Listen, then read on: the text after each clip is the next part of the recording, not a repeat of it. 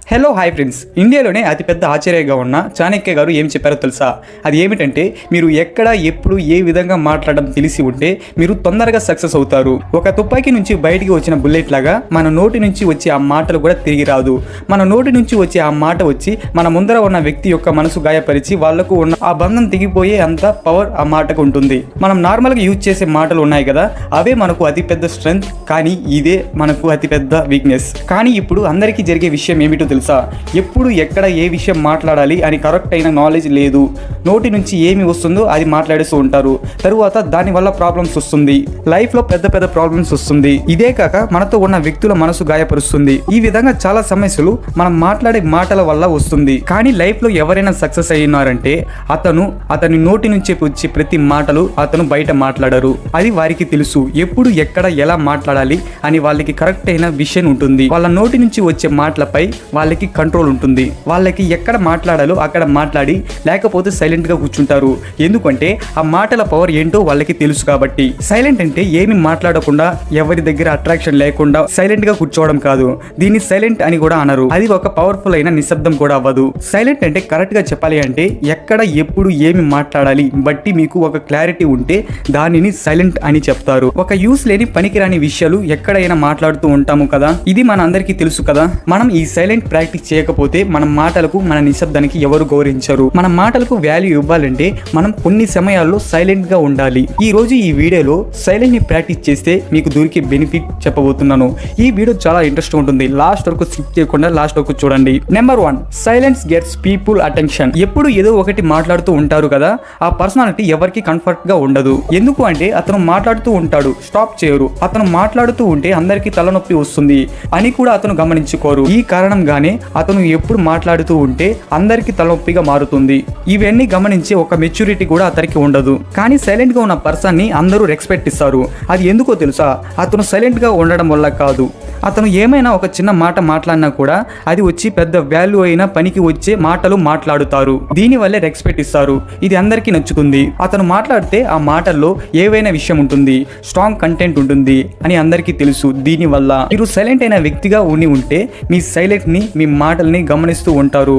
అందరికీ మీ పైన అట్రాక్షన్ అవుతుంది. మంచి బెనిఫిట్ ఉంటుంది. Number 2, silence helps in negotiation. ఉదాహరణకి మనం ఒక బిజినెస్ మీటింగ్ లో ఎవరైనా ఒక పర్సన్ తో చేరి నెగోసియేషన్ కండక్ట్ చేస్తున్నారు అంటే ఆ టైంలో ఆపోజిట్ లో ఎవరైతే ఉన్నారో ఆ వ్యక్తి వాదిస్తూ మీతో మాట్లాడుతున్నారు అని అనుకోండి. ఆ టైంలో మీరు ఏమి చేయాలో తెలుసా? కొంచెం సేపు సైలెంట్ గా ఉండండి. మీరు ఇలా అనుకోవచ్చు, వాళ్ళు వాదిస్తున్నారు అంటే నేను ఈ టైంలో ఏదో ఒకటి మాట్లాడాలి అని అనుకుంటారు. ఎందుకు అంటే ఆ వ్యక్తి నాపై వాదిస్తున్నారు కదా, నా సైడ్ నేను వాదించాలి కదా అని మీరు అనుకోవచ్చు. కానీ నేను మీకు ఒక సీక్రెట్ నేర్పిస్తాను. మీరు అతనితో పాటు ఆర్గ్యూ చేస్తూ ఉంటే మీ మాటల్ని అతను గమనించుకోరు. కానీ మీరు కొంచెం సేపు సైలెంట్ ఇవ్వాలి. ఆ టైంలో మీరు ఆ వ్యక్తి మీద ఒక ట్రిక్ చేసినట్టు. ఎందుకు అంటే ఇలా చేయడం వల్ల మీపై వాళ్ళ అటెన్షన్ రావడానికి ఛాన్స్ ఉంటుంది. మీరు ఒకసారిగా సైలెంట్ అయ్యారు అంటే అతను కన్ఫ్యూజన్ అవుతారు. మీరు ఆర్గ్యూ చేయకుండా స్టాప్ చేసి ఎందుకు సైలెంట్ గా ఉన్నారు, ఈ విధంగా ఆపోజిట్ వాళ్ళు ఆలోచిస్తూ ఉంటారు. అప్పుడు ఆ వ్యక్తి మాట్లాడడం స్టాప్ చేస్తారు. మీరు ఈ విధంగా సైలెంట్ గా అయితే ఆ వ్యక్తికి మాట్లాడుతూ ఉన్నప్పుడు అతనుకు మాట్లాడడం తగ్గిస్తారు. దీని ద్వారా మీపై ఆ మోసమైన సమయంలో అన్ని పీస్ఫుల్ గా మారడానికి వీలవుతుంది. ఈ టైప్ లో ఆ సిచ్యువేషన్ ని పీస్ఫుల్ గా మారడం మాత్రమే కాదు, ఆ నెగోషియేషన్ వచ్చి మీపై రన్ అయ్యే ఛాన్స్ కూడా ఉంటుంది. Number 3, silence help you to build trust. మనం ఎవరితో అయినా మాట్లాడుతూ ఉన్నప్పుడు వాళ్ళు ఎప్పుడు వాళ్ళ గురించి బట్టి మాట్లాడుతూ ఉంటారు.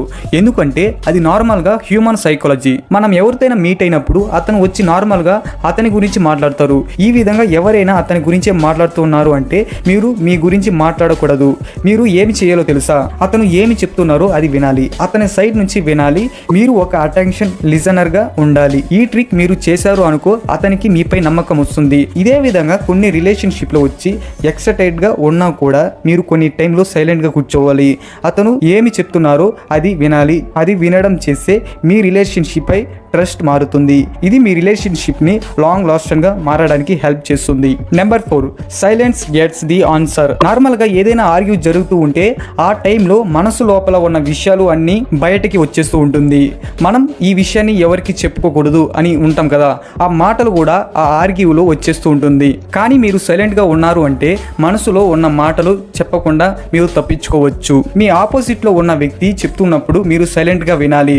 అతను మాట్లాడేసిన తరువాత మాట్లాడడం, ఈ విధమైన యాటిట్యూడ్ లో కూర్చొని ఉండాలి. వాళ్ళతో కలిసి మీరు మాట్లాడితే మీ నోటి నుంచి అన్ని విషయాలు బయట పడిపోతుంది. ఎవరైనా మీతో కంటిన్యూగా మాట్లాడుతున్నారు అంటే వాళ్ళ నోటి నుంచి ఏమైనా మిస్టేక్స్ వస్తూ ఉంటుంది. అతను సీక్రెట్ గా ఉంచిన విషయాలు కూడా తెలియకుండానే మీతో చెప్పిస్తూ ఉంటారు. దీనివల్ల వాళ్ళ నుంచి మీరు తెలుసుకోవాలి అనుకుంటారు కదా, దాన్ని అడగకుండానే తెలుసుకోవచ్చు. ఇవన్నీ మీరు తెలుసుకోవాలంటే మీరు సైలెంట్ గా వాళ్ళ ఆర్గ్యూ వింటూ ఉండాలి. ఇది మీరు సైలెంట్ ప్రాక్టీస్ చేస్తే మీకు దొరికే పెద్ద బెనిఫిట్ ఉంటుంది. నెంబర్ 5, సైలెన్స్ ఏ షార్ట్ పవర్. షార్ట్ పవర్ అంటే ఏమిటో తెలుసా? మీరు ఏమైనా పవర్ యూజ్ చేయకుండా, ఏ ఫోర్స్ యూజ్ చేయకుండా మీ ముందర ఉన్న మనిషితో మీరు విన్ అయ్యారు అంటే దీనినే షార్ట్ పవర్ అంటారు. దీనికి బెస్ట్ ఎగ్జాంపుల్ మహాత్మా గాంధీ గారు. అతను వచ్చి బ్రిటిష్ వాళ్ళతో సాఫ్ట్ పవర్ యూజ్ చేసి ఫైట్ చేశారు. అతను ఏ వెపన్ ను యూజ్ చేయలేదు, ఏ హార్డ్ మెథడ్ యూజ్ చేయలేదు. అతని వెపన్ వచ్చి అహింస.